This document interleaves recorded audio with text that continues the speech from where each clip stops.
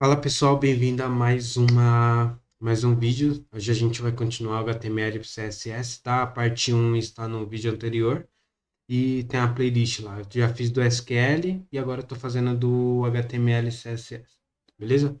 Então bora para o estudo e espero que você estude comigo. Continuação aqui do HTML e CSS, né? Que o Guanabara tá falando algumas coisas e tudo mais.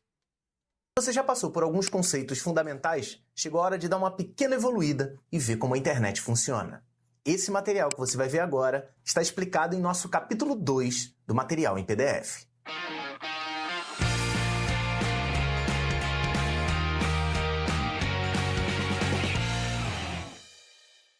Olá, tudo bem com você? Seja bem-vindo a mais um vídeo aqui do seu curso de desenvolvimento web, onde a gente está aprendendo HTML e CSS. A gente ainda não botou a mão na massa, mas esses conceitos fundamentais dessas aulas iniciais, desse capítulo 1, do capítulo 2, são fundamentais para você conseguir entender e conseguir desenvolver os seus sites profissionalmente. Então vamos diretamente para os slides e vamos aprender como a internet funciona.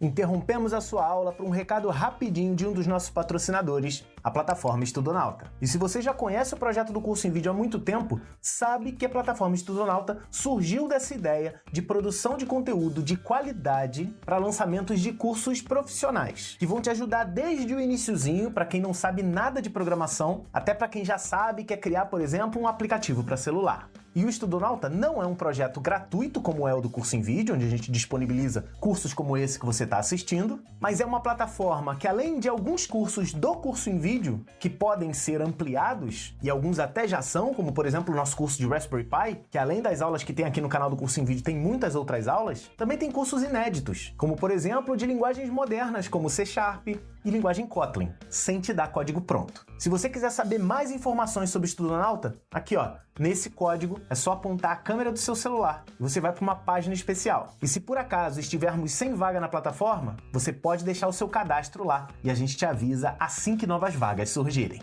Obrigado, Estudonauta, pelo patrocínio e você pode seguir com a sua aula agora.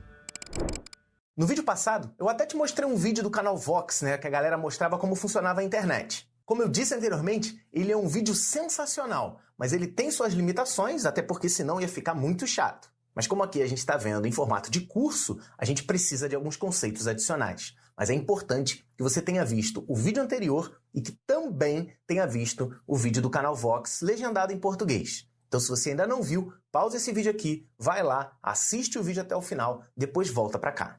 E algumas coisas fundamentais são necessárias, como, por exemplo, como os dados são representados em um computador. Isso tudo é muito importante porque agora você está se tornando um profissional técnico. Então, certas coisas você tem que ter conhecimento. Se você é meu aluno presencial, com certeza você já me ouviu falar duas frases. A primeira é que o computador não é uma coisa tão inteligente quanto a gente pensa. A gente tem no dia a dia achando assim, ah, meu Deus, o computador é inteligente. Não. Como diz um amigo meu, o Ricardo, que gravou um curso de Linux comigo, o pai dele tem uma frase sensacional. Filho, o computador é um burro muito rápido. E realmente, o computador ele não tem a inteligência. Nós, programadores, é que vamos dar inteligência para o computador. A única coisa que um computador faz é o seguinte, o computador é um equipamento eletrônico. Logo, como todo equipamento eletrônico, ele funciona com sinais. E esses sinais para a computação são representados como zeros e também como uns. Talvez você já tenha visto isso em filme, talvez uma animação, mas é a mais pura verdade.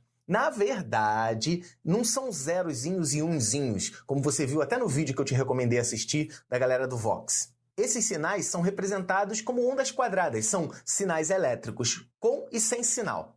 O com sinal seria o 1 e o sem sinal seria o 0. Mas o fato é que esses dígitos têm nome. Tá? Esse 0 e esse 1, na verdade, o conjunto 0 e 1, a dupla, tem um nome, que são dígitos binários, que vem do inglês binary digit. Ou, simplificando um pouco mais binary digit, a gente chama de bit. Então, um bit é um 0 ou um 1. Ele assume esses dois estados. E isso serve para qualquer equipamento eletrônico que você utiliza hoje em dia. Seu celular, por exemplo, ele também funciona com zeros e uns. Só que o problema é o seguinte, um 0 e um 1 não dá para representar muita coisa, né? A gente fica bem limitado. E por isso, a tecnologia, a computação, ela reúne um conjunto de 8 bits, que é a porção mínima para que se represente algum dado. E a essa sequência de 8 bits, a gente também tem um nome específico, a gente tem um nome especial para isso, que é o nome byte. Então, um byte é uma sequência de 8 bits. Um byte... Eu amo este SQL. Com o DataGrip, você escreve um SQL que vai amar.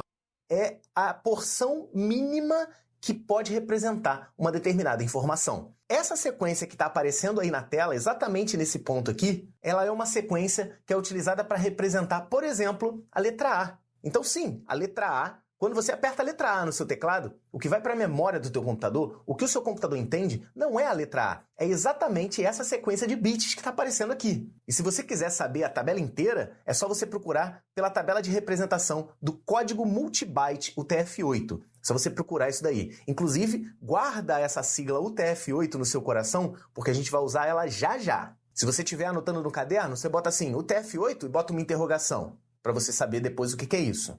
Mas o fato é, a letra A, seguindo a tabela do código multibyte UTF-8, é representada por essa sequência de bits. Só para dar uma resumida, esse código multibyte aí, ele utiliza de 1 a 4 bytes para representar letras, símbolos, caracteres acentuados, até mesmo emojis. E como eu disse, o computador vai entender isso tudo como zeros e uns. Na verdade, como eu disse, não é um monte de 0 e 1. É uma onda parecida com essa daqui. Então, assim, zeros e uns são dois estados. É o que a gente chama de onda quadrada. É importante que você lembre, daqui a pouquinho você vai precisar lembrar disso, que o computador ele só entende essas ondas binárias ou ondas quadradas. Essas são ondas assim, retinhas. E já que a gente está falando de byte, né, isso que está aparecendo, esse monte de zeros e uns aí é um byte, só lembrando, a gente também tem os múltiplos do byte. Quando você pega sequências de byte, você tem múltiplos. Por exemplo, a gente tem múltiplo de O gatinho aqui na cadeira dele, mais engraçado. um monte de coisa. Por exemplo, múltiplo para peso. A gente tem o grama, o quilograma, a tonelada. Então a gente tem os múltiplos do quilo. Na computação a gente tem os múltiplos do byte. E sempre representados com 1024. Sempre a referência é 1024. Então, por exemplo, quando eu tenho 8 bits, eu tenho 1 byte. Quando eu tenho 1024 bytes, isso é, eu pego 8 bits, 1024 vezes, a gente diz que a gente tem 1 kilobyte, certo? 1 kilobyte. E você está perguntando, mas peraí, Guanabara, o quilo para grama é multiplicado por 1000. Por que na computação é 1024? Porque a computação, ela não trabalha com o nosso sistema de numeração, que é a base 10. A gente trabalha com a base 10, né? O computador trabalha com a base 2. Então a referência dele é sempre 2 elevado a 10. 2 elevado a 10 dá 1024, certo? Só como curiosidade também, para você não ficar dizendo que eu tirei esse 1024, né, da cabeça. E os múltiplos vão crescendo. Por exemplo, quando eu tenho 1024 kilobytes, eu tenho 1 megabyte. 1024 megabytes, eu tenho 1 gigabyte. Então, provavelmente você já teve contato com uma dessas medidas. Tem medidas ainda, como por exemplo, 1024 gigabytes é 1 terabyte. E terabyte, hoje em dia, no momento que eu estou gravando, é a medida que geralmente é o limite. A gente tem HDs de terabytes. Então, 1 terabyte são 1024 gigabytes. Se tiver com paciência para fazer conta, tenta fazer quantos bytes tem 1 terabyte aí na sua casa. Vai dar um número gigantesco. Mas não para por aí não para no terabyte. 1024 terabytes é 1 petabyte. 1024 petabytes é 1 hexabyte.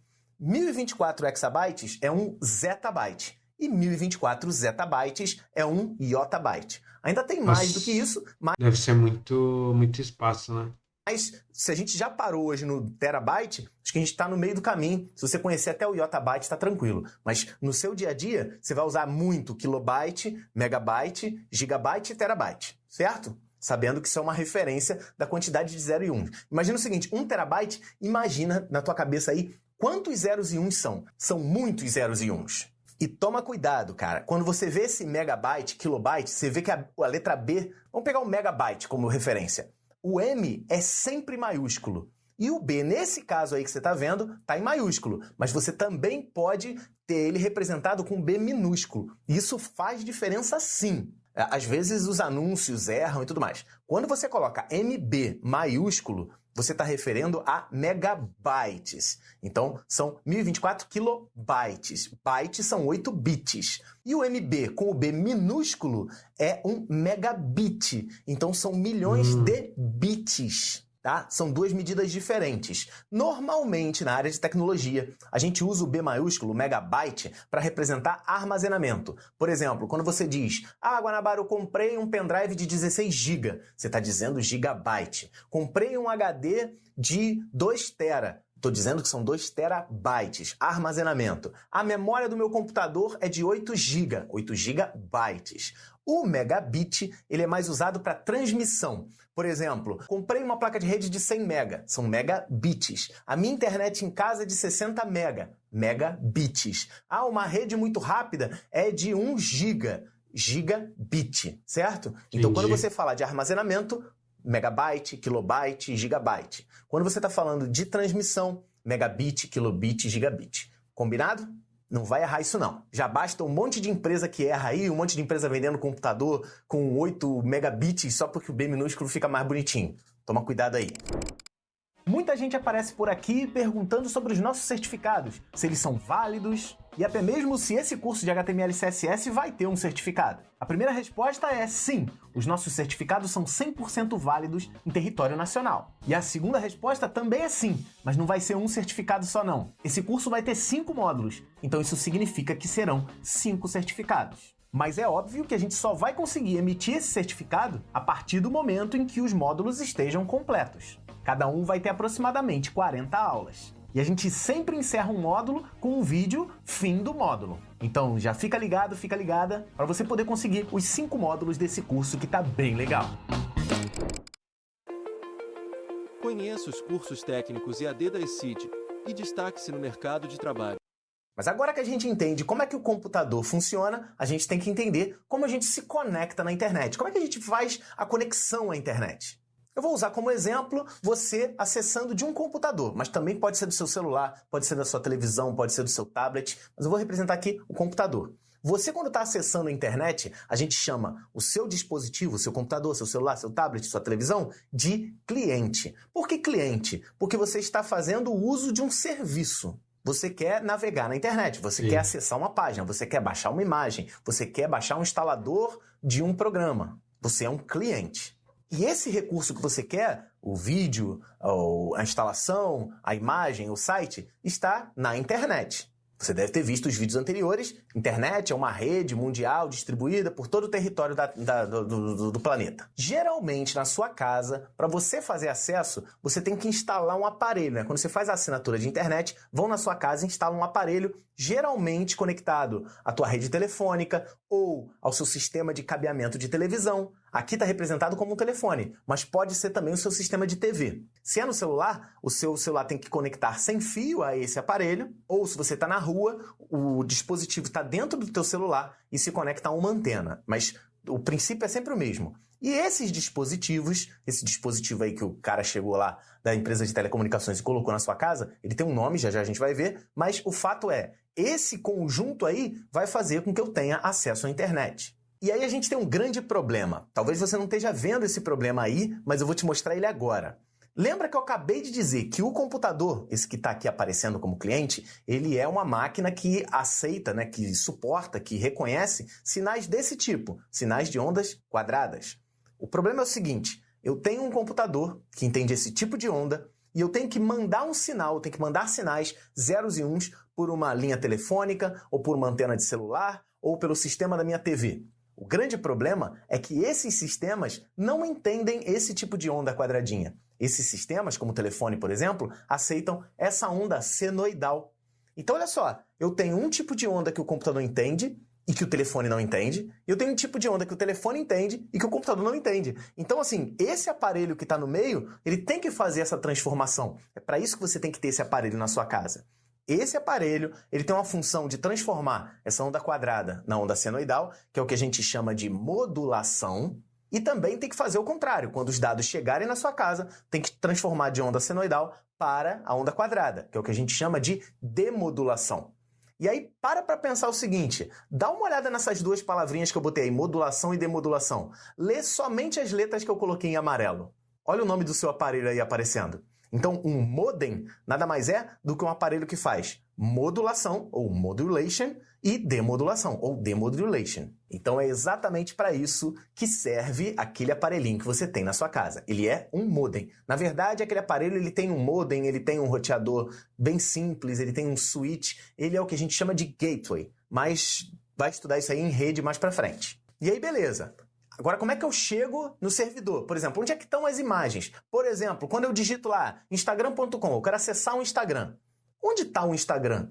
Aí as pessoas, tá na nuvem. Beleza, de forma simples, legal falar que tá na nuvem. O problema é o seguinte, a gente tá virando técnico. Onde está o Instagram? O Instagram nada mais é do que um conjunto de arquivos. É um monte de arquivo, é um monte de foto. Onde estão esses arquivos? Onde estão essas fotos? E a resposta é, estão num servidor. Ou em um conjunto de servidores, como no caso do Instagram.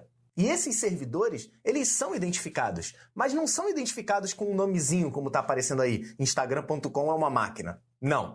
Na verdade, toda máquina que está na internet, ela tem um número. Esse número, por exemplo, 3224-112-47. No momento que eu estou gravando esse vídeo, esse é um dos servidores do Instagram de verdade. E até você recebe um número. Quando você se conecta na internet, você recebe um número do tipo 201 17 81 22. E quer ver? Quer ver como é que funciona isso daqui? Eu já vou te mostrar. Abre um navegador aí e eu vou te mostrar na prática como descobrir o seu IP e como descobrir também o IP de um site que você está acessando. Então olha aqui, ó. Eu abri um navegador qualquer aí no seu computador, pode ser o Internet Explorer, pode ser o Google Chrome, que é o que a gente vai utilizar aí no curso. Você vai digitar assim, ó, www.iplocation, iplocation.net, tá? Olha aqui, é isso aqui, ó, iplocation.net. Você vai dar Enter e, ó, o site do iplocation já apareceu. Aqui, ó, já aparece o seu IP. Esse aqui é o IP do que eu estou conectado agora. Uma coisa importante, quando eu divulgo aqui meu IP, você fala, meu Deus, agora eu vou invadir o computador do Guanabara. Não, é só eu desligar aquele aparelho que está lá no caso aqui da minha sala, desligar o aparelho que o técnico colocou e ligar de novo, ele já vai pegar outro IP, que é o que eu vou fazer no final dessa aula. Então, assim, esse aqui é o meu IP público, tá? Não é o meu IP local. Depois em rede você tem o IP local e você tem o IP público, né? O IP do seu roteamento, né? Do teu aparelho lá da tua casa. E se você quiser saber o IP de algum serviço, você pode botar lá, ó, instagram.com. Quando eu clicar nesse botãozinho aqui, ele vai te mostrar, ó. Ó, já mudou. Tá aqui, ó. 35.153.11.244. Você viu? Nesse momento, no momento em que eu estou gravando esse vídeo, quando eu gravava antes, ele era 3224-112-47. Agora ele já está com 35.153.11.244. Tá aí a sua explicação. Você pode descobrir isso para qualquer site, mas, como você já viu, muda bastante. Você tá sabendo que vai ter mais um concurso pro TJ São Paulo? Sim, tô sabendo. Esse é pro cargo de escrevente. Caraca, que legal, né? Só o ensino médio. E aí, beleza. Como é que você acha que esse endereço é traduzido? Como, por exemplo, instagram.com. Instagram.com é essa máquina que está ali representada, que está representada aqui quase embaixo de mim, que é o meu servidor. Como é que você acha que ele encontra na hora de digitar, você digita instagram.com. Imagina que você tivesse que digitar um número, né? Se você tivesse, não, vou acessar o Instagram agora, 3224-112-47. Nesse momento não ia abrir, porque o número do Instagram já mudou. E imagina que o Instagram tivesse que te avisar, olha galera, mudou o número, agora é isso daqui. Complicado de gerenciar, complicado de você decorar. Tu imagina, olha, acesse agora o novo site, 3224-112-47, que é o que a gente faz com os números de telefone. E aí, para você não decorar um número de telefone, o que você faz normalmente? Você cadastra no teu celular, né? Você bota lá na tua agenda, fulaninho é o número tal. Quando você quer fazer a ligação, você não lembra o número, você lembra o nome do fulaninho. E aí você usa a tua agenda telefônica para facilitar a tua vida. A internet também tem uma agenda eletrônica. E se você não está me assistindo, né? Você está só me ouvindo, tá meio errado, mas agenda eletrônica, eu fiz entre aspas, não é uma agenda eletrônica. Essa agenda eletrônica da internet, que é o lugar que faz a ligação entre os nomes e os números, é como se fosse uma agenda mesmo. A gente chama de servidor DNS. Essa sigla DNS significa Domain Name System, ou sistema de nome de domínio. Domínio, por exemplo, instagram.com, isso é um domínio. Então, sistema de nome de domínio é um local na internet, são servidores especiais que eu posso questionar. Então, por exemplo, quando você chega na tua casa e digita instagram.com, ele não vai diretamente para o servidor ali que está do lado. Ele vai diretamente para o servidor DNS e fala, DNS, o meu cliente aqui está dizendo que ele quer acessar Instagram.com. O DNS vai lá, pesquisa na lista e fala assim, ah tá, Instagram.com, ele devolve para mim o endereço. É o endereço 3224-112-47. Toda vez que você acessa um site, isso acontece. Agora, de posse desse número, você pode ter acesso ao servidor. Viu como é que funciona esse processo? No servidor, o Instagram, por exemplo, vai ter imagens. Essa imagem vai ser transmitida para mim, vai ser transferida para mim, exatamente como você viu no vídeo anterior, empacotada. Ele vai pegar aquela imagem, vai quebrar em vários pedacinhos e ela vai passar por vários caminhos e vários tempos diferentes e vai ser reorganizada na minha máquina e aí vai aparecer a imagenzinha na minha tela. E já que eu falei que os pacotes vêm por caminhos diferentes, em tempos diferentes, vem o assunto das rotas. A internet, ela funciona muito baseada em rotas. Porque é o seguinte, ela é uma rede finita com caminhos finitos. Então, quando eu penso assim, não, eu vou acessar, o cliente vai acessar o servidor, como eu acabei de explicar. A gente pensa assim, olhando o gráfico, o caminho que ele pega é geralmente esse daí, né? Que é o caminho mais tranquilo para poder chegar ao servidor. Nem sempre é assim. Às vezes, por exemplo, você tem 3 bolinhas ali na sequência. Às vezes a segunda bolinha está congestionada, muita gente solicitando, ou ela simplesmente parou de funcionar. Então, o sistema de roteamento da internet, isso é, a internet ela tem equipamentos específicos, quando a gente fala de data center, você vai entender melhor sobre isso, que conseguem desviar a rota. É tipo um Waze. Você está numa rua engarrafada, ele vai e te joga num outro caminho. Então, eu posso fazer com que o roteamento ele siga caminhos diferentes, como, por exemplo, essa segunda rota aqui, pulando aquele pontinho que eu disse que estava, né, congestionado. E o caminho, cara, quando você vai a imagem, você quebrou em vários pacotinhos. Cada pacotinho pode ir por uma rota diferente. Você pode até pegar uma rota doida, tipo essa daqui que eu vou montar, ó. É uma rota que, tipo, você vai falar, pô, Guanabara, mas é mó voltão. Mas às vezes os roteamentos te jogam a caminhos, né, que não são tão práticos. Às vezes você, não sei se já aconteceu isso na tua casa, você digita um endereço www.instagram.com. Ele demora para poder acessar. Aí quando você aperta de novo, aí ele chega mais rápido. Não significa que os dados estavam no meio do caminho e depois chegaram. Não. Significa que a tua solicitação foi por outra rota, talvez. Deu para entender? Fechou. Então é isso. Eu encerro esse vídeo por aqui, mas eu não encerro o assunto do capítulo 2, que a gente vai continuar no próximo vídeo. Não se esquece, anota toda a informação que você achar pertinente. Faz desenhozinho no seu caderno, tira print da tela, imprime, cola no seu caderno. Dá teu jeito para você conseguir aprender mesmo o funcionamento da internet, para poder desenvolver bem HTML, entendendo como funciona o mecanismo dessa rede, que é aquela que você está aprendendo para tentar trabalhar com ela. Então, vamos focar no assunto profissional, porque é isso que a gente é. Eu me despeço por aqui, mas eu já deixo o encontro marcado para você assistir o próximo vídeo que a gente vai dar continuidade a esse assunto de como funciona a internet. Um grande abraço e até já já. Na hora, né? O mês do consumidor do Mercado Incrível. Livre tem muitas ofertas para você. Papum! Mercado Livre!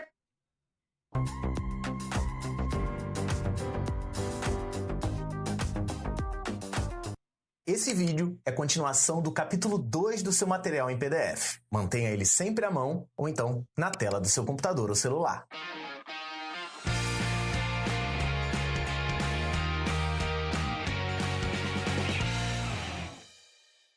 Olá, tudo bem com você? Seja bem-vindo a mais um vídeo aqui do seu curso de HTML e CSS, no desenvolvimento web. E agora a gente vai continuar a estudar um pouco sobre o funcionamento da internet e com nomes que você digita o dia inteiro.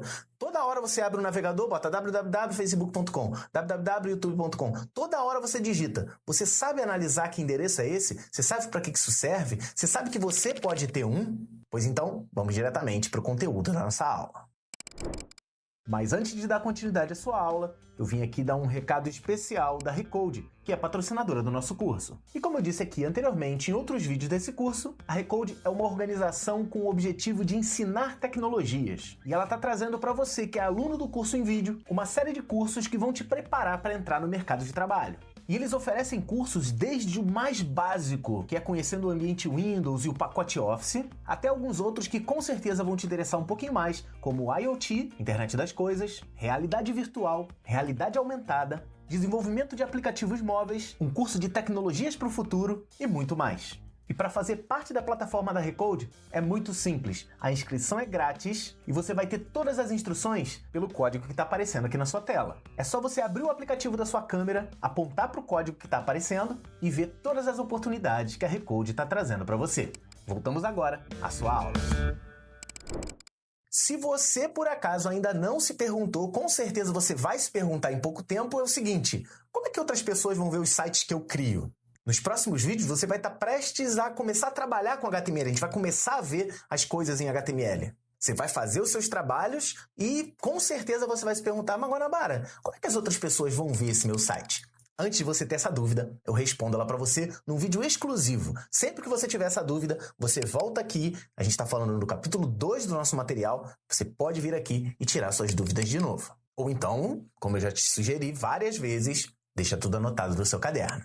E para eu te explicar isso passo a passo, sem delongas, vamos voltar a um gráfico que a gente viu na aula passada. Aquele gráfico lá do funcionamento da internet e tudo mais, só que eu dei uma modificada nele, eu acrescentei alguns clientes a mais. Lembra? No início, só você era cliente. Eu vou identificar você aqui. Sempre que eu estiver explicando, o seu computador, o seu dispositivo é o dispositivo A. Certo? E eu criei outros dispositivos, sei lá, os seus colegas de turma ou outras pessoas que estão conectadas na internet. Botei o ponto B, botei o ponto C e eu também coloquei o servidor, que eu vou identificar como S, e tá ali o servidor DNS, você sabe para que funciona. E se você não sabe, não se esquece, você não pode pular aulas. Essa parte de DNS eu te expliquei no vídeo anterior, eu não vou te explicar de novo não. Então, esse aqui é o panorama e eu vou te dar 3 situações. A situação que a gente viu na aula passada é a situação 1, que é onde os seus arquivos HTML, né, os códigos que você vai escrever a partir da próxima aula, eles estão guardados no servidor. Então, ali, ó, no servidor, é só procurar na imagem aqui o S, vou colocar ali. HTML e CSS estão guardadinhos ali no servidor. Basicamente, você viu na aula passada,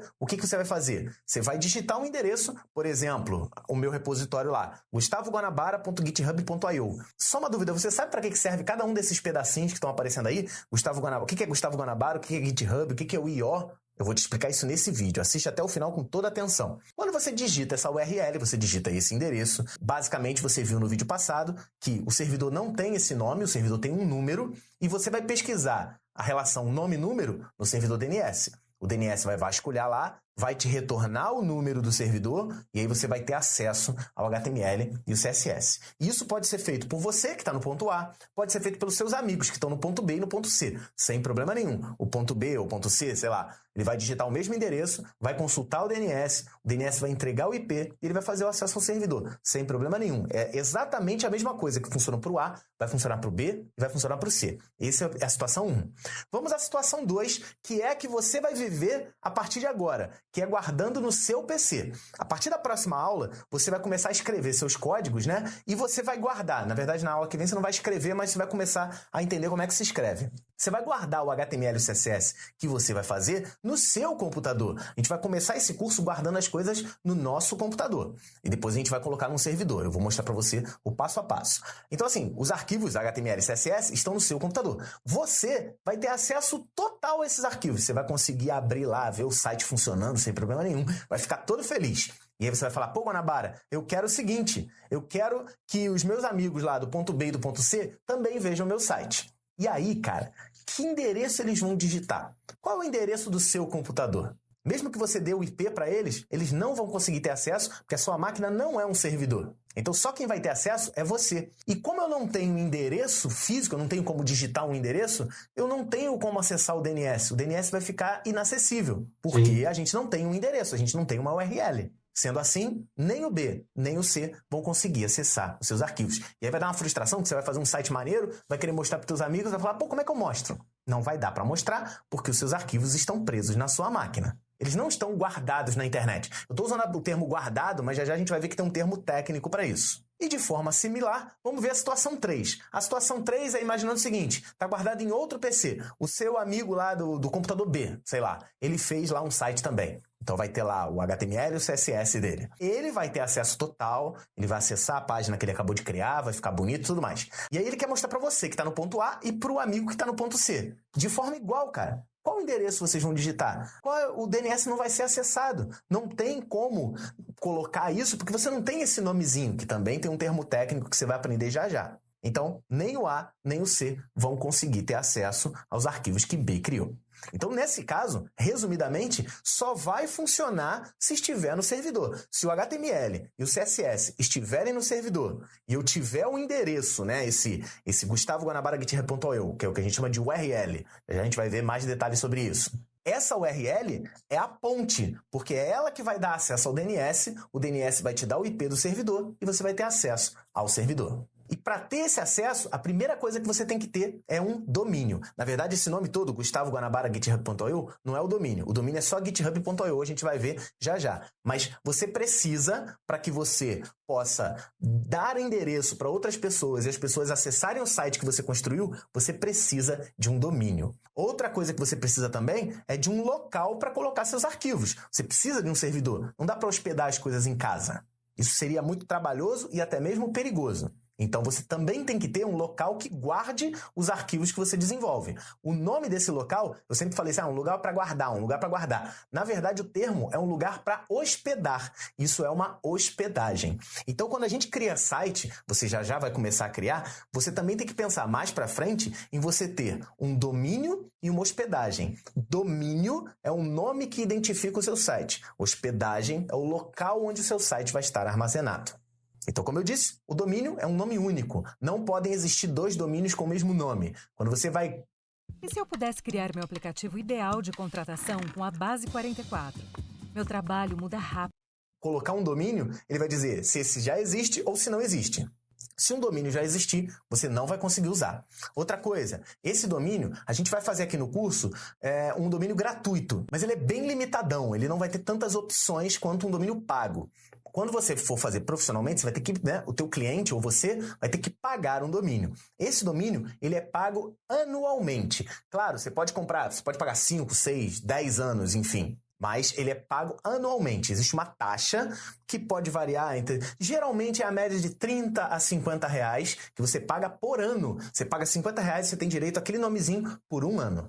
E na hora de escolher, você vai ter que escolher um TLD. TLD é uma sigla que significa Top Level Domains. A gente vai ver que existem dois tipos de Top Level Domains. No próximo slide a gente já vai ver. Mas você tem que escolher o seu TLD, que pode ser um GTLD ou um CCTLD. Mas relaxa que a gente já vai entender o que é isso.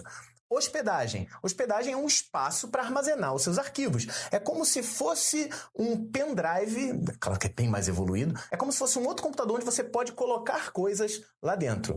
Também vamos trabalhar com uma hospedagem gratuita, que é a do GitHub aqui, também muito limitada, mas profissionalmente a gente paga, né? Os seus clientes vão pagar. Essa hospedagem, normalmente, ela é paga mensalmente. É claro que existem empresas de hospedagem que têm um grande desconto se você pagar a anuidade, né? Você paga um valor anual, aí é bem mais caro, né? Do que um domínio. O domínio é bem baratinho, a hospedagem que é um pouco mais cara, mas você tem um espaço reservado. Eu gosto de explicar a hospedagem como da vida real. Você mora no Rio de Janeiro, por exemplo, eu moro no Rio de Janeiro. Se eu for para São Paulo... Eu não tenho casa em São Paulo, então eu preciso de uma hospedagem. Eu preciso pagar por um quarto. Assim como pagar quarto, eu posso pagar um quarto bem baratinho, numa república ou num hostel, ou eu posso pagar um hotel 5 estrelas. Ou eu posso pagar, né, no intervalo entre isso. Então, depende do preço e depende da qualidade do serviço. Hospedagem de sites também tem isso. Tem lugares que hospedam sites com uma hospedagem muito boa e tem site que hospeda numa hospedagem bem ruinzinha. Então tem que saber escolher isso também. Mas isso você vai aprender mais pra frente, né? Quando você for se profissionalizar mesmo. Então, basicamente, hospedagem você escolhe por espaço, quantidade de memória, né, quantidade de disco, quais são os recursos, se tem e-mail, se tem banco de dados, se suporta PHP, se suporta Ruby, se suporta Python. A hospedagem é o que você tem que escolher muito bem. O domínio é só um nomezinho, não é só um nomezinho, parece que eu estou desmerecendo ele. É importantíssimo um domínio, mas a hospedagem você tem que tomar muito mais cuidado para poder escolher.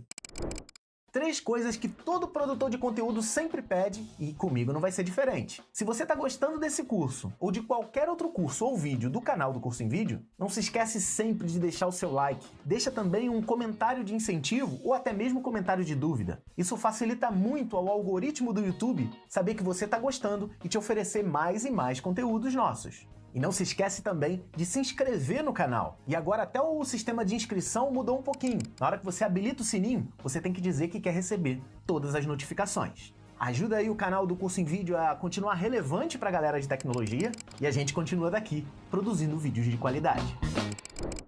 E já que a gente falou de domínio, né, de TLD, vamos ver uma URL aqui. Basicamente, eu vou te colocar um endereço, que é o endereço do meu repositório, www.github.com/GustavoGuanabara. Você se depara com endereços assim o dia inteiro. Você acessa isso do seu celular, você acessa isso do seu computador, você sabe para que serve cada uma dessas partes? Pois é isso que a gente vai ver agora. Esse endereço todo, como eu já falei várias vezes, a gente chama isso de URL.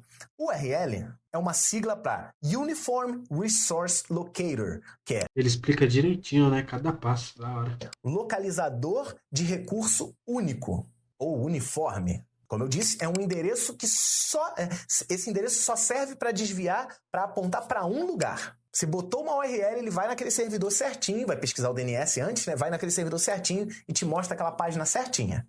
Então isso a gente chama de URL. Beleza? Dentro de uma URL, a gente tem partes. A primeira parte que eu vou colocar aí, nesse endereço que eu estou colocando, por exemplo, github.com. Tá vendo? github.com também tem um nome, que é o domínio. Na hora que você compra o domínio, você não compra o www, você não compra o Gustavo Guanabara. Na hora que você paga um domínio, você paga pelo uso desse github.com. Né? No caso, sei lá, eu tenho cursoemvideo.com e eu tenho estudonauta.com.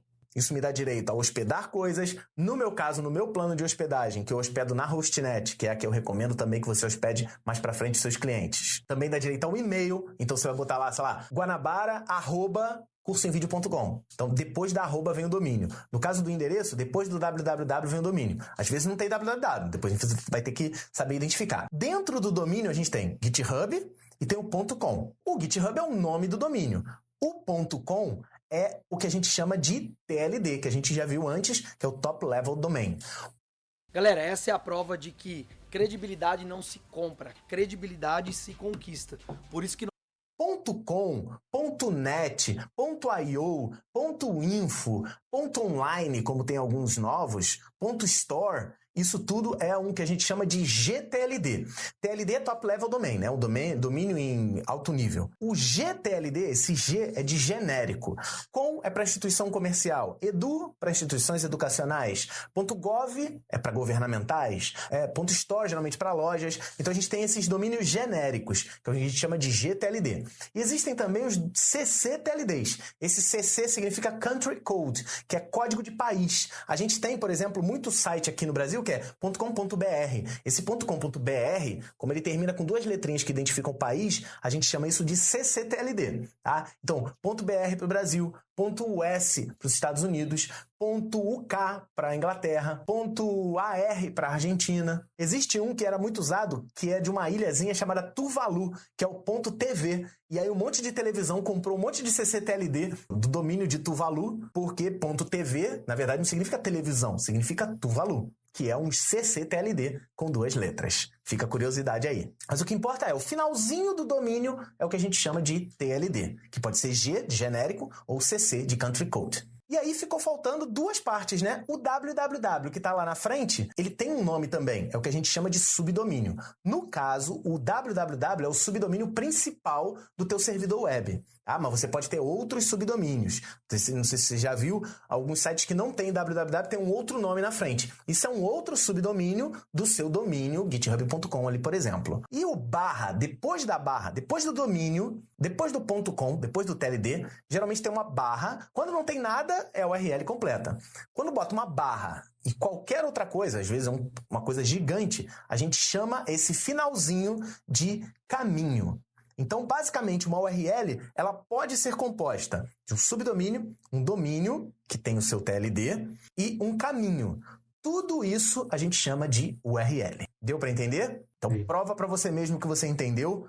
Vou te dar outra URL e você vai pausar esse vídeo e vai tentar identificar se tem ou não, né? URL, subdomínio, domínio, TLD e caminho. Beleza? Pausa aí e faz esse exercício. Vai lá. Pausou? TLD, domínio.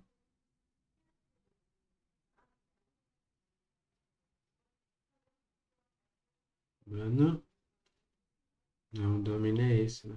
Ou não, acho que esse daqui, irmão.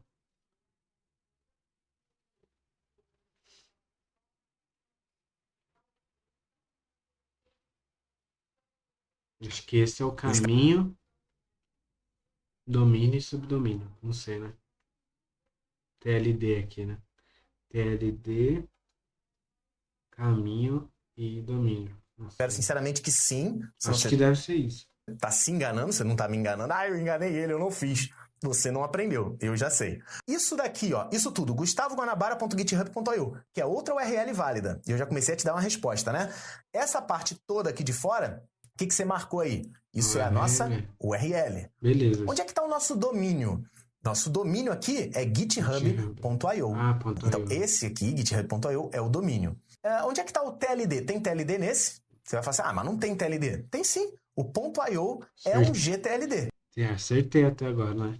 Tá? É um domínio genérico, pouco usado, mas existe, tá? Então, ele é um GTLD aí no caso. E o Gustavo Guanabara, que tá na frente, é o quê? O que você marcou aí? Sim, é o meu subdomínio. Então, o meu domínio é github.io. Gustavo Guanabara... Ah, tá, é um subdomínio. Se não tem a barra, não é o caminho. Tem que ter a barra para ter o caminho. Então, aqui é o subdomínio.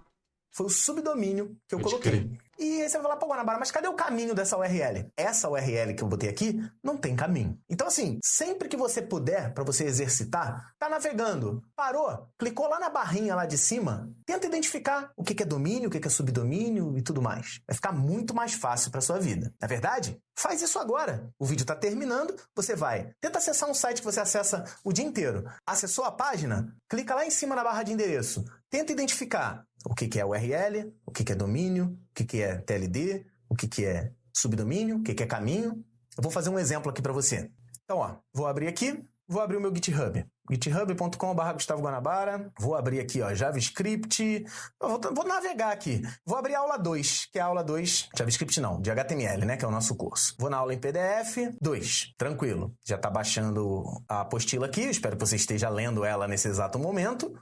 E aí, ó, o que você faz? Clica aqui em cima. Clica aqui em cima. Você vai ter o endereço completo, olha só. No meu caso aqui, ó, tá vendo? Eu tenho github.com, eu não tenho subdomínio, eu não coloquei subdomínio, o subdomínio seria www, né, o subdomínio principal. Aqui antes tem HTTPS, você vai falar, HTTPS é o subdomínio. Não, isso daqui é o protocolo. A gente viu isso nas aulas anteriores. O meu protocolo HTTP, no caso aqui HTTP com segurança, esse Szinho utiliza SSL, por isso que tem esse cadeadinho aqui do lado.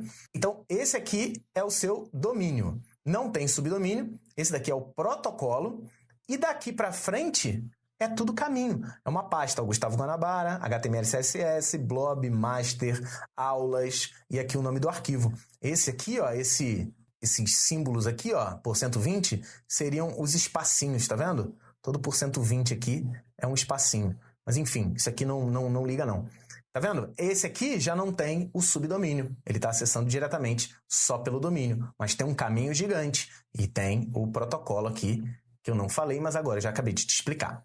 Então tenta fazer isso aí num site qualquer da sua casa. Sempre que você estiver visitando, você fala, vou lá em cima ver a minha URL. Tudo isso, incluindo o protocolo, é a minha URL. Beleza?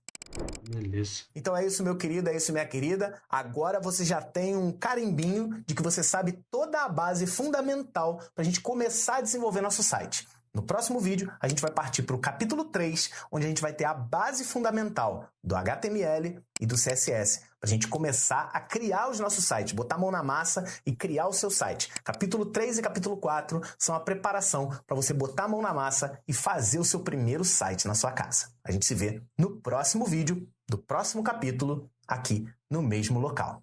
Um grande abraço e até já já. Da hora.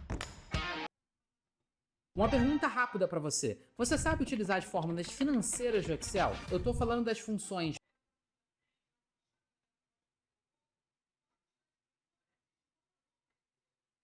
Esse vídeo é relativo ao capítulo 3 do seu material em PDF disponível lá no repositório de HTML.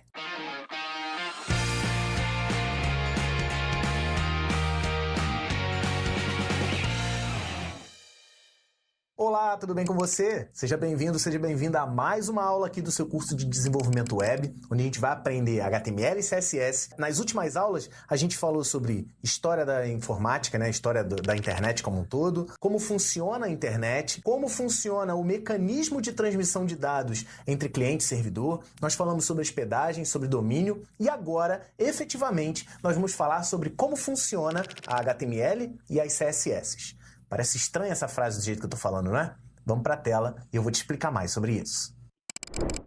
E o recado de hoje é trazido para você pela Hostnet, que traz soluções digitais para o seu negócio. E uma dessas soluções digitais que a Hostnet já oferece há muito tempo é a hospedagem de sites e o registro de domínios. E se você não sabe ainda o que é hospedagem, o que é domínio, vai acompanhando esse curso que, se já não saiu, tá prestes a sair um vídeo que explica a diferença entre eles. A Hostnet oferece o registro de domínio, você pode comprar domínio de todas as terminações, .com, .com.br, .net, e você também pode escolher domínios com terminações bem recentes, como .top, .click, .live, .cloud e muitas outras. Esses registros têm uma taxa anual, mas necessita de uma hospedagem. Mas a Hostnet também oferece hospedagens com servidores ultramodernos localizados no Brasil. Esses servidores têm serviços de backup constante, personalização do ambiente com um painel de controle exclusivo da Hostnet e, o melhor de tudo, um suporte nota 10, que vai resolver seus problemas na hora que eles acontecerem.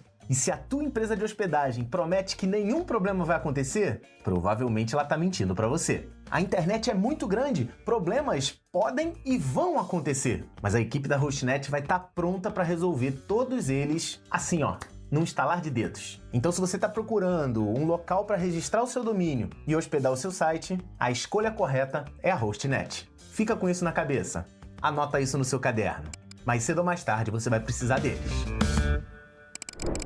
Você pode estar achando estranho, mas a frase é exatamente essa. Como funcionam a HTML e as CSS. É claro que você pode falar o HTML ou CSS sem problema nenhum. Você só não pode achar estranho quando uma pessoa fala a HTML e as CSS. HTML geralmente tecnicamente é representada em feminino, porque é a linguagem HTML, e CSS é referenciado no feminino plural, porque são as folhas de estilo. Certo? Então, basicamente, você tem que... A primeira dúvida que as pessoas têm é: como que eu falo? Você pode falar do jeito que você quiser. O HTML, vou estudar o HTML, vou estudar o CSS, sem problema. Mas só não vai achar estranho quando as pessoas falarem a HTML e as CSS. Uma outra dúvida que muita gente tem e que eu já vou acabar com ela aqui. Tem muita gente que diz o seguinte, fala essa frase aí, eu programo em HTML e CSS. Bem, olha só, você não pode tecnicamente dizer que você programa em HTML e em CSS, tá? Essas duas tecnologias não são efetivamente linguagens de programação. JavaScript é linguagem de programação, PHP é linguagem de programação, Python é linguagem de programação, Ruby, Kotlin, Swift, C, C Sharp, todas essas são linguagens de programação. HTML e CSS não são linguagens de programação. A própria sigla vai dizer isso. Mas você vai falar, pô, Guanabara, então como é que eu falo? Né? Se eu não posso falar que eu programo em HTML, como é que eu digo? Basicamente, você vai dizer que no lugar de programa, que você desenvolve em HTML. Você faz coisas em HTML. Você cria sites com HTML. Você não programa em HTML, você não programa em CSS. HTML é uma linguagem, ela só não é uma linguagem de programação. CSS é uma linguagem, ela só não é uma linguagem de programação. Se elas não são linguagens de programação, você não pode dizer que programa. Combinado? Então fala que você desenvolve, fala que você cria sites em HTML, cria sites com HTML, com CSS. Mas vamos ver as siglas, né? Para você poder entender a coisa do feminino e a coisa de que elas não são linguagens de programação. A sigla HTML significa Hypertext Markup Language. Acho que eu já até falei em algumas aulas anteriores. Hypertext é hipertexto. É aquilo que eu falei lá na aula de história. Hipertexto é quando você tem um texto e uma área que você pode clicar e ele vai para outro texto. Tá? Mas também pode ser clicado em imagens, enfim. Hipertexto é isso, você clica numa área e é desviada para outra. Markup é de marcas. A linguagem HTML ela é fundamentada em marcas. Ela não é uma linguagem que tem estruturas que a linguagem de programação tem. Variável, condição, repetição, vetores, objeto, acesso a banco de dados. HTML não tem nada disso. Por isso ela não é uma linguagem de programação. Ela é uma linguagem de marcação. A própria sigla significa o que ela é. HTML é linguagem de marcação para hipertexto. Pronto, ou linguagem de marcação hipertexto. Ele não é uma linguagem de programação, ele é uma linguagem de marcação. CSS, as CSS, são as Cascading Style Sheets. Sheets são folhas, né? Folhas de estilo em cascata. Por que folhas de estilo em cascata? Porque uma vai modificando a característica padrão da outra, tá? Por isso que ele é em cascata. Depois você vai entender um pouquinho melhor. Os seletores, eles vão mudando, né? Eles têm umas características que já são herdadas, mas ele vai em cascata acrescentando novas características. Então, HTML, linguagem de marcação hipertexto. CSS, folhas de estilo em cascata. Então, é a HTML, a linguagem de marcação hipertexto, as CSS, as folhas de estilo em cascata. Basicamente, são essas duas tecnologias. Tá, Guanabara, e para que elas servem? Onde eu vejo as coisas funcionando? Vou te dar uma prática muito legal a partir de agora. Vai acessar o site que você quiser. Eu vou acessar aqui o Globo Esporte. Um site que você acessa todo dia. Não estou fazendo propaganda de ninguém. Botei Globo Esporte porque geralmente em sala de aula, quando fala acessa um site, você acessa todo dia. A galera vai lá pro Globo Esporte. Basicamente, HTML, ela é... Isso, cara, eu preciso muito que você anote isso que eu vou falar agora, tá? Bota no seu caderno. A linguagem HTML, ela é uma linguagem focada em conteúdo. Então você está vendo aí na tela, ó, qual duelo entre São Paulo e Palmeiras você quer ver no Sport TV essa quinta-feira? Isso é um conteúdo. Tem um parágrafo embaixo, jogos de volta para as semifinais, isso é conteúdo. Aquela fotinha que está lá, Sport TV com uma interrogação, isso é conteúdo. Então HTML, ele é focado em conteúdo. Conteúdo pode ser texto, pode ser imagem, pode ser vídeo. Ele faz uma explicação bem geral, né, do que é. Eu não tinha dinheiro pro exame. Fiz esse aqui e ainda ganhei a armação.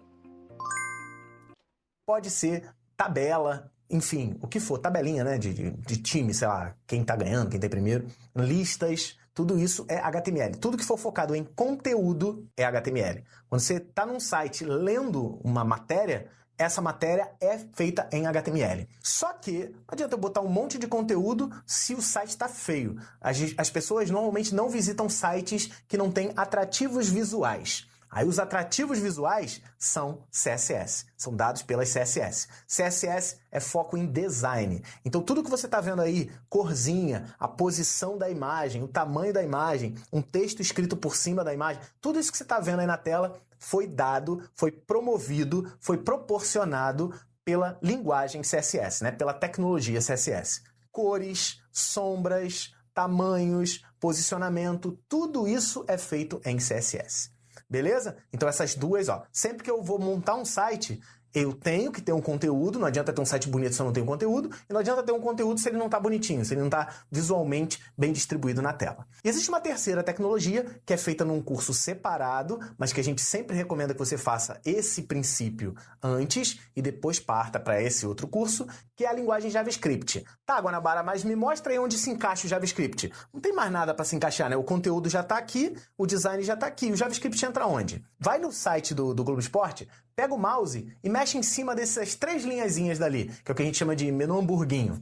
Automaticamente vai aparecer um menu, você vai poder escolher os esportes, vai poder escolher as notícias e tudo mais. Isso tudo é interatividade. E aí entra uma outra linguagem, essa sim, linguagem de programação, que trabalha as interações, o JavaScript, que a gente representa como JS. Então, basicamente, essa trinca é a que vai fazer você desenvolver sites. Não adianta só aprender HTML, não adianta só aprender CSS, não adianta só aprender JavaScript. Você tem que aprender as 3 em conjunto para você poder construir bons sites. JavaScript, eu posso criar, sei lá, menus interativos, animações, pop-ups, né? Aquele quando você passa o mouse, ele já abre um negócio. Você está indo embora agora, né? Clica aqui e assine nossas notícias. Isso tudo é JavaScript. Validações, quando você está num site, digita um nome de usuário e diz, ó, esse nome é inválido. Isso tudo foi feito, provavelmente, por JavaScript também. Deu para entender? Então esse meio ambiente, esse conjunto de 3 linguagens, eles são muito importantes. Esse conjunto ele é primordial para você aprender a construção de site. E eu vou te dar uma dica bem legal. Eu sei que no próximo vídeo é que a gente vai fazer instalações e tudo mais, mas eu vou te mostrar o seguinte. Se você não tem o Google Chrome e você não sabe usar, sem problema. Assiste o próximo vídeo e depois você volta aqui. Mas eu vou te mostrar uma coisa bem legal. É um pluginzinho que a gente utiliza que eu vou te mostrar a diferença entre HTML, CSS e JavaScript de uma maneira bem simples. Vem comigo. Então, ó, eu tô aqui no ambiente do Windows e vou abrir meu navegador. Vou abrir aqui o o Google Chrome. Tem que ser o Google Chrome, tá? Aqui no Google Chrome, você vai colocar assim, ó, Chrome Web Store, tá? Você vai instalar extensões do Chrome. Então, você vai procurar Chrome Web Store. Deu Enter e você vai abrir esse aqui, ó, Chrome Web Store, que é chrome.google.com. No Chrome Web Store, você vai digitar aqui, ó, pesquisa na loja, você vai digitar Web Developer. Web Developer. Aqui, ó, Web Developer, tá? Você vai clicar aqui. É uma engrenagenzinha, exatamente essa extensão aqui. Você vai clicar em usar no Chrome, ele vai perguntar, né, se realmente você vai querer adicionar a extensão ou não. Pode adicionar. E automaticamente, quando você adicionar, vai aparecer, ó, uma engrenagenzinha aqui do lado da sua barra de endereços, certo? Vai aparecer aqui. E aí você vai acessar qualquer site. Eu vou acessar o Globo Esporte de novo. Dá uma olhadinha só. Então tá lá, ó, tô no site do Globo Esporte. Lembra que eu falei, ó? O meu conteúdo tá aqui, ó. Meu conteúdo tá aqui. Isso aqui, ó. Golaço de falta, contra efeitos do câmbio, Flamengo, Lalarel. Clicar em prosseguir aqui. Ó, esse prosseguir que apareceu aqui embaixo, JavaScript, tá? Ó, aqui em cima eu tenho, ó, o menu. Quando eu passo o mouse, eu tenho a interatividade. Então, JavaScript. Toda essa coisa de estar em duas colunas, CSS. Mas você não precisa confiar em mim. Nós vamos fazer o seguinte, olha só. Vamos primeiro entender a diferença do JavaScript. Vamos tirar o JavaScript dessa página. Para você tirar o JavaScript dessa página, é só você clicar nessa engrenagenzinha que acabou de aparecer da extensão que você colocou, que é o Web Developer. Cliquei nela. Você vai vir aqui, ó, na primeira aba, Disable, e Disable JavaScript. Cliquei. Ele já desabilitou o JavaScript. Isso é, ele não vai mais rodar nesse site com JavaScript. Então, deixa eu atualizar o teu site. Na hora que eu atualizo, ó, ele vai perder todas as interatividades. Olha só, já perdeu aquele coisa lá de cima, já não tem menu, ó, perdeu o menu. É isso, se eu tirar JavaScript, já era menu. Se eu consigo ler as notícias, ó.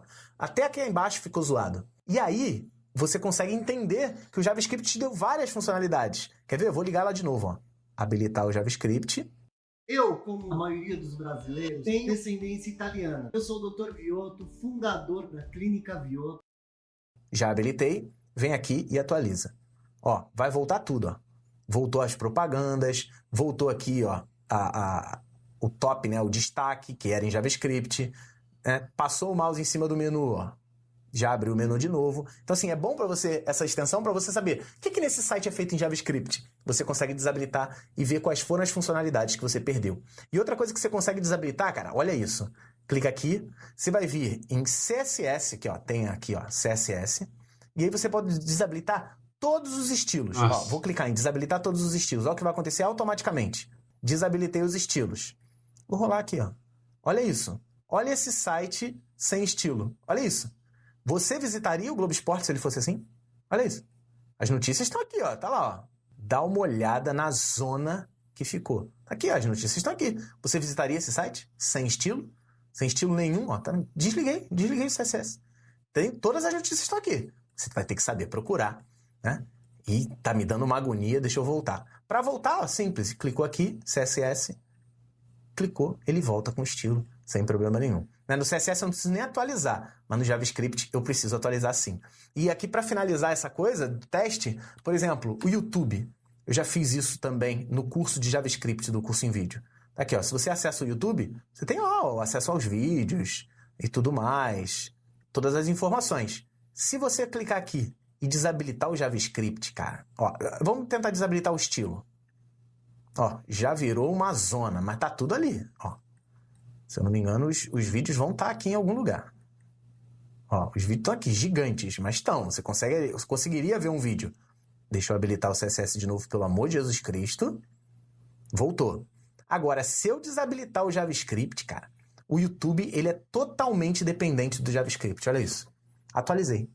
Não dá para clicar, não tem acesso, cara. Então, assim, a parte de interatividade, você clicar e abrir o vídeo, no YouTube é essencial que tenha JavaScript. Vamos habilitar novamente, atualizar a página e o YouTube está de volta. Deu para entender qual é a diferença? HTML, conteúdo, CSS, estilo, JavaScript, interatividade. Anota isso no teu caderno, por favor. Isso vai te fazer falta lá na frente. Você está gostando desse curso? Está achando que ele é útil para você e também para uma comunidade inteira? Então não pensa duas vezes antes de compartilhar esse curso com as pessoas. Se você participa de qualquer comunidade, qualquer grupo no Facebook, se você tem aquele grupão de estudo do seu colégio ou faculdade no WhatsApp ou no Telegram, não esquece de divulgar os nossos links. Você ajuda muito divulgando o link da playlist completa. E como esse curso vai ter 5 módulos, vão ser 5 playlists. Eu te agradeço bastante se você ajudar a compartilhar. E se o compartilhamento for pelo Instagram, não esquece de marcar a gente nas redes sociais. Beleza, Guanabara, mas como é que eu crio conteúdo em HTML? O HTML, como eu falei, é uma linguagem de marcação. Então o foco dele é em marcas ou em tags. Vamos dar um exemplo aqui de conteúdo em HTML. Um exemplo de título, vou colocar um título lá da matéria, e um exemplo de parágrafo, o texto lá da matéria. Exemplo de título é o que a gente chama em HTML de conteúdo, que é o que eu vou focar, né? O foco do HTML em conteúdo. Só que para transformar ele em título, eu tenho que usar uma tag específica. Tags em HTML são coisas colocadas entre sinais de menor e maior, ou o que a gente chama de colchete angular. Tá? Então você vai ter que colocar aqui, por exemplo, para transformar num título, H1. Então é isso. Abre um colchete angular, H1, fecha o colchete angular. Isso a gente chama de abertura de tag. A maioria das tags tem abertura e fechamento. Então H1 abriu, para eu finalizar, o título é exemplo de título. O H1 inicia a marca do título, e o título termina depois da palavra título. Então eu boto lá barra H1. Não pode ter espaço, tá? Você vai botar, abre o colchete angular, barra H1, fecha o colchete angular. Dessa maneira que está aparecendo aí na tela. Não pode botar espaço, que a galera fala, não, tá muito colado aqui, vou dar um espacinho. Para de funcionar na hora. Esse barra H1 aí é o que a gente chama de fechamento de tag. Não pode ter espaço, como eu acabei de explicar. Vamos passar para o de baixo. Exemplo de parágrafo. Para eu criar um parágrafo, eu também tenho uma marca específica. É sempre assim, HTML vão ter marcas específicas para coisas, tá? O parágrafo, ele inicia com a tag P e finaliza com a tag barra P. Então, todo parágrafo é delimitado entre P e barra P. É uma tag também. Existem tags mais complexas, como, por exemplo, essa daqui, ó. É uma tag para colocar uma foto na tela. Depois a gente vai ver isso na prática.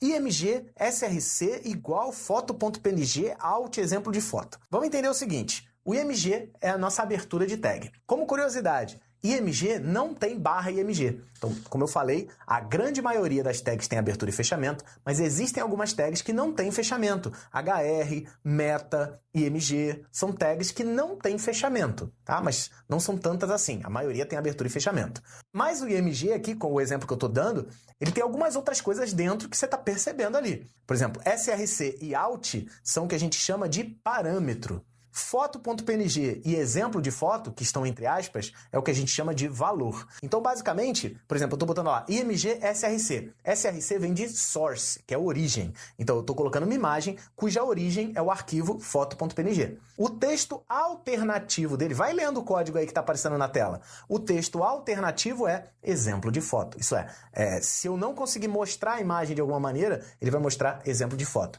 Se por acaso eu estiver usando um leitor de tela e ele não está conseguindo identificar a imagem, ele vai saber que é um exemplo de foto, porque eu tenho um texto alternativo nele. Então, toda tag pode ter. Imagine criar um aplicativo com a sua assinatura, só com o poder da imaginação. Conheça a Base 40. Parâmetros e valores, tá? Eu posso ter parâmetro e valor também no parágrafo, eu posso ter parâmetro e valor também no H1, mas isso é uma coisa um pouco menos usual. Normalmente, a gente tem algumas tags que a gente usa parâmetros e valores específicos. Beleza? Então essa é a anatomia de uma tag, de um conteúdo em HTML. E CSS? Vamos supor que eu queira pegar esse H1. Esse H1 normalmente é um título. Título geralmente aparece com uma letra um pouco maior. Pô, Guanabara, apareceu com a letra maior, mas não gostei da fonte e não gostei da cor. Eu quero mudar o tamanho, quero mudar a cor. Lembra? CSS é design. Você vai utilizar a tecnologia CSS. E aí você também tem que ver como é que a gente monta um estilo CSS. Um estilo CSS, ele geralmente está dentro de uma tag style de HTML, mas ele utiliza seletores. Então, basicamente é isso aqui, ó. Se eu quero configurar o H1, eu vou botar H1 sem os colchetes angulares e vou abrir chaves e fechar chave, tá? É exatamente isso. O nome que se dá a esse pedacinho que eu coloquei aí chama seletor. Dentro dos seletores, a gente vai colocar linhas. Por exemplo, a primeira linha ali, ó. Font Family é Arial. Isso é, a família da letra vai deixar de ser Times, que é o padrão do navegador, e vai passar a ser Arial. Essa linha inteira que eu coloquei é o que a gente chama de declaração em CSS. Vou botar outra declaração aqui, ó. Font Size 20 pt. Vou botar uma outra declaração, Color Blue. Então, basicamente, o que eu estou dizendo nesse estilo, que eu quero que o meu H1, que é o meu título, que está lá na página anterior que a gente fez, ele vai ser na fonte Arial, a família de fonte vai ser Arial, o tamanho da fonte vai ser 20 pontos, esse PT significa pontos, PX significa pixel, depois a gente vai ver as medidas, e o color é blue, isso é, o título vai aparecer com a letra azul. Viu como é que é fácil? Outra coisa, toda declaração tem ponto e vírgula no final. Toda declaração em CSS tem que ter ponto e vírgula no final. Isso é uma obrigatoriedade da tecnologia. Color blue. Color é o que a gente chama de propriedade. Blue é o que a gente chama de valor. Beleza? Então tá aí a anatomia das CSS. CSS tem seletores, dentro dos seletores a gente tem declarações e cada declaração é um par de propriedade e valor. Simples, fácil, anota essa parada para você não ter que assistir esse vídeo todo de novo, né? E pegar todas as informações se no final você quer somente isso. E para finalizar, a gente vai ver a estrutura básica de um documento HTML. Todo documento HTML tem essa estrutura básica obrigatória. Vamos começar com a primeira linha. A primeira linha de um documento HTML tem que dizer, olha, eu vou desenvolver um site em HTML5. Para eu dizer isso para o meu navegador, nós temos esse comando aí, exclamação doctype HTML. Exclamação doctype, ele vai utilizar, é uma tag específica de configuração para dizer que ele é HTML5. Antigamente essa linha era bem maior, mas a simplificação e evolução do HTML5 nos trouxe a ela. Depois disso, a gente vai começar o HTML em si. Então a gente vai montar o par de abertura e fechamento da tag HTML. Então eu tenho a tag HTML, tem um parâmetrozinho ali, lang.ptbr, que eu acho que você já sacou o que é, né? Eu estou dizendo que esse site vai ser construído, o conteúdo dele vai ser em português do Brasil, isso facilita muito. Você deve ter entrado num site em inglês e falou assim, você quer traduzir esse site? O Google Chrome faz muito isso, né? Como é que ele sabe que é para traduzir? Exatamente por essa configuração. Está dizendo que esse site vai ser primordialmente em português. Ah, Guanabara, mas no meu conteúdo vai ter umas palavras ou umas frases em inglês. Depois eu te ensino como é que diz que aquela frase, aquele parágrafo é em inglês. Mas por enquanto, teu site vai ser primordialmente em português. Todo HTML ele tem duas áreas bem definidas. A área da cabeça, que é head, e a área do corpo, que é body. Essa é a estrutura assim, fundamental. Doctype lá em cima para dizer que é HTML5. Dentro do HTML, tá vendo? Tem uma hierarquia. O head e o body estão dentro. Eles estão para dentro, tá vendo? Eles estão deslocados para minha direita. Então, isso é o que a gente chama de indentação, tá? É a arrumação do seu código. Dentro da área head é a área de configurações. A área body é a área de corpo, né? No navegador, o corpo é onde fica o site, né? A gente acessou o Globo Esporte ainda há pouco. Aquele site do Globo Esporte está tudo dentro do body. As configurações lá em cima são feitas no head. Algumas configurações básicas, importantes. Você viu isso, não sei se nesse vídeo, não, no vídeo anterior. Metacarset UTF-8. Lembra que eu falei para você pesquisar no vídeo anterior sobre o UTF-8? Sobre o que é a codificação UTF-8, né? Unicode no UTF-8? Tá aí. O que significa essa linha? Essa linha Metacarset UTF-8 significa que o meu site vai ser compatível com caracteres de UTF-8. Isso vai me dar compatibilidade com acentuações. Palavras em português tem que ser cedilha, tem tio, tem acento agudo, que palavras em inglês não tem. Me diz aí uma palavra em inglês que tem acento, que tem que ser cedilha. Não tem. Essa linha Metacarset UTF-8, ela é muito importante para você que vai desenvolver site em português. Ela é obrigatória. Uma outra linha, essa linha vai ser grande, tá? Meta Name Viewport e o content é Width Device Width e Initial Scale de 1.0. O que significa isso? Então o navegador, ele tem uma parte branca e tem a parte de cima, né? O títulozinho. O site vai ocupar 100% da parte branca e ele vai ser visualizado numa escala de 100%. Não vai abrir com zoom out, nem zoom in, ele vai abrir padrão. Você vai falar, pô, Guanabara, como é que eu vou decorar essa linha? Vai ficar difícil. Nesse momento você pode estar escrevendo loucamente no seu caderno. Relaxa. Com uma tecla, o editor que a gente vai usar, que é o Visual Studio Code, vai fazer isso daí. Prometo pra você. Com duas teclas. Você vai apertar duas teclas e ele vai fazer isso aí pra você. E a última tag que a gente vai ver na área de cabeça é o title, que é o título do seu site, que ele vai aparecer lá em cima. Depois, na hora da prática, você vai ver onde é que vai aparecer o title. Na área body, você vai colocar o conteúdo do teu site. O conteúdo da matéria e tudo mais, né? Os menus e tudo mais, vai estar tudo dentro do body. Vou, por exemplo, botar um título ali. Olá, mundo. Então é assim, essa é a estrutura. Cara, tira a print. Vou tirar a print. Vou dar um sorriso aqui, ó. Tira a print, vai. Bota essa parada no teu caderno. O que eu tava te falando é o seguinte, todos os dias quando eu acordo eu faço a mesma coisa. Eu acordo cedo. Bota essa estrutura básica no teu caderno. Essa é a estrutura básica de todo o HTML. Como eu disse, vai ser facinho criar isso. relaxa, na próxima aula a gente já vai fazer algumas instalações, mas anota para você saber.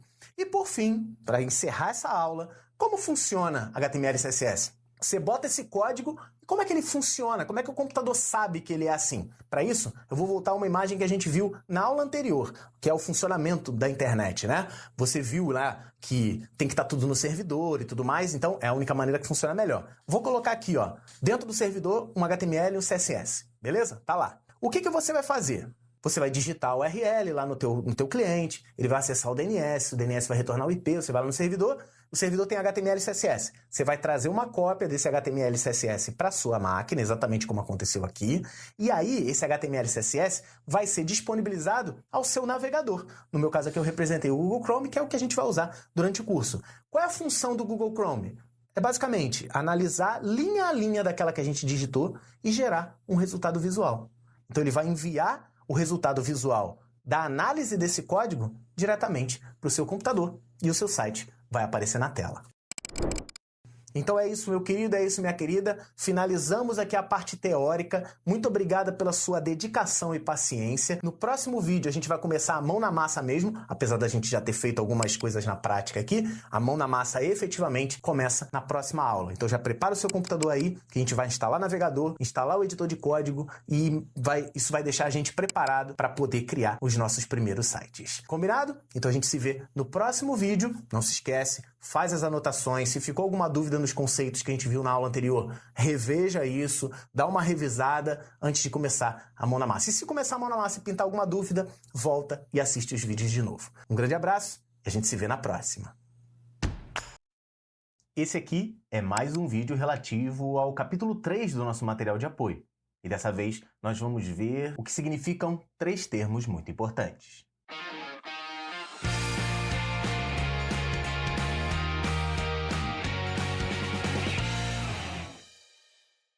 Olá, tudo bem com você? Seja muito bem-vindo, muito bem-vinda a mais uma aula aqui do seu curso de HTML e CSS. Nós ainda estamos no 3º capítulo e como você deve estar percebendo, a minha imagem está um pouco diferente do que está acontecendo aí durante o curso. Isso acontece porque essa gravação, a gravação desse curso, começou há alguns meses atrás. Vocês vão me ver mudando muito. É só você ver a minha imagem durante as primeiras aulas e durante os avisos dos nossos patrocinadores. Eu estou diferente, o ambiente está diferente, a iluminação está diferente. Isso porque ocorreu uma adaptação. Porque não sei se você sabe, esse curso está sendo gravado durante uma pandemia, onde eu não tenho mais estúdio e eu estou utilizando o meu apartamento para poder fazer essas gravações emergenciais. Mas não é esse o assunto da aula. Eu espero que quando você esteja vendo esse vídeo, essa pandemia já tenha passado, já tenha ficado no passado e você nem lembre direito dela. O meu objetivo aqui é falar sobre 3 termos que você vê aparecendo muito em grupos de estudo, em listas de discussão, que são os termos front-end, back-end e full stack. E eu vim aqui de uma vez por todas te explicar o que é cada um deles, qual a relação que existe entre eles, porque existe relação entre esses 3 termos, e você também vai ser capaz de explicar para todo mundo nesses grupos quando surgir esse tipo de dúvida. E se por acaso essa dúvida surgir e você puder compartilhar esse vídeo, eu te agradeço bastante. Mas vamos diretamente para a aula, mas sem antes trazer aquele recadinho do nosso patrocinador.